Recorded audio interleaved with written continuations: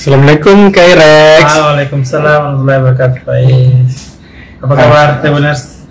Alhamdulillah, baik Kak. Kita ini apa kabar Kak? Alhamdulillah, baik-baik. Ya, kalau halaman 1 hari ini Kak, kita bahas apa Kak? Kita bahas tentang netralitas ASN. Jadi beberapa waktu lalu Bawaslu Sulsel sudah mengatakan bahwa salah satu hal yang paling rawan di Pilpres atau Pemilu 2024 ini adalah soal netralitas ASN. Yeah. Jadi Sulawesi Selatan itu masuk daerah salah satu kategori paling rawan Indonesia tentang netralitas ASN. Banyak kasus-kasus yang melibatkan ASN, ketidaknetralan ASN yang mencuat di permukaan menjelang hari H pemilu 2024 ini. Yeah. Nah, salah satu yang lagi hangat sekarang dibicarakan adalah kasus dugaan ketidaknetralan Sekda Takalar. Kenapa itu Kak?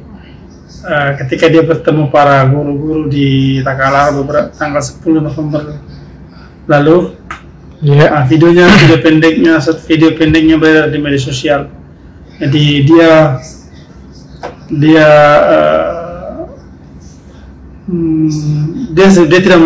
tidak mengarahkan kepada memilih salah satu paslon Pilpres, cuman dia mengatakan bahwa Pak Jokowi sudah janjikan kalau anaknya menang, insya Allah akan dilanjutkan dengan program pengangkatan CPNS jutaan. Nah, ini yang dipersoalkan oleh tim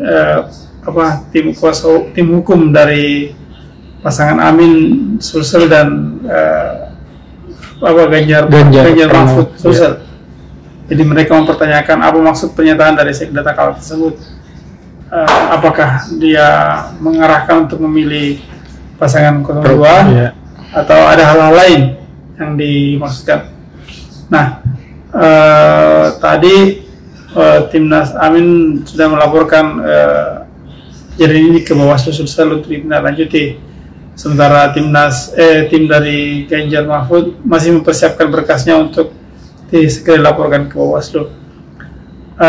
Menarik dikatakan saja bahwa Bawaslu juga sudah menerima videonya dan sudah meminta kepada Bawaslu Takalar untuk melakukan penelusuran apakah hal itu melanggar atau tidak, melanggar undang-undang pemilu atau tidak.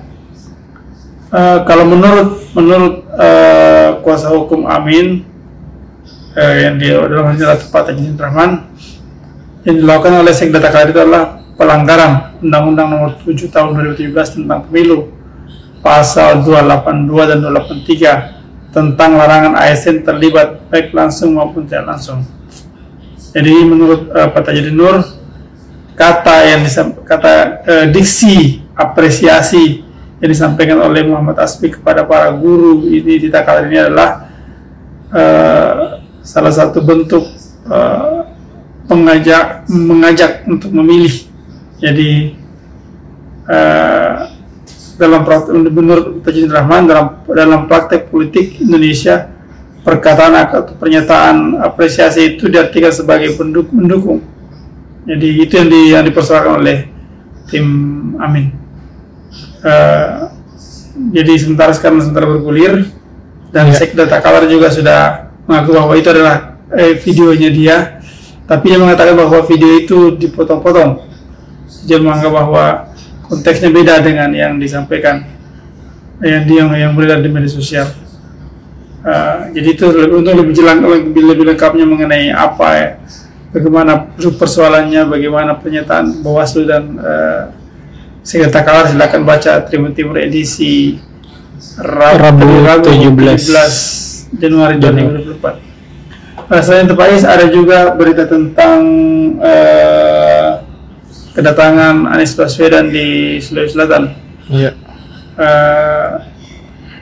Hari ini Rabu 17 Januari 2024, Anies Baswedan akan berangkat ke Kabupaten Bone dan Kabupaten Baru. Di Kabupaten Bone dia akan berkampanye di lapangan Cina, dan dia akan didampingi oleh mantan wakil presiden Yusuf Kalla.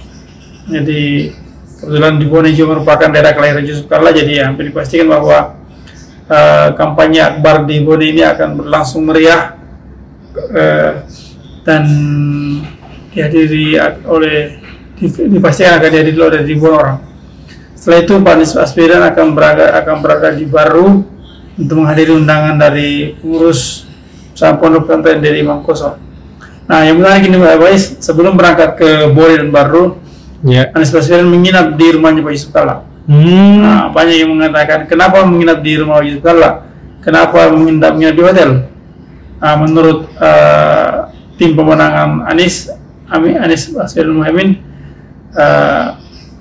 katanya ini adalah sebagai bentuk penghargaan kepada orang yang dituakan, kepada orang yang dihormati, sebagai bentuk penghargaan, sebagai bentuk keakraban kepada orang yang betul dianggap orang disegani.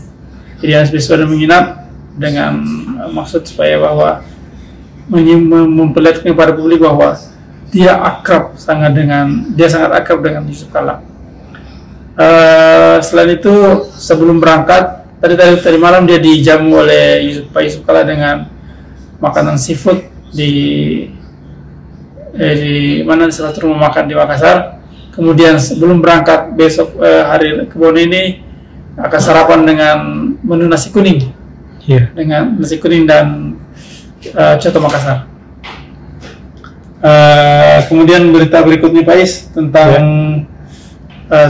salah satu kolumnis Tribun Timur yang rajin menulis berita tentang literasi ulama adalah Dr. Firdaus Muhammad.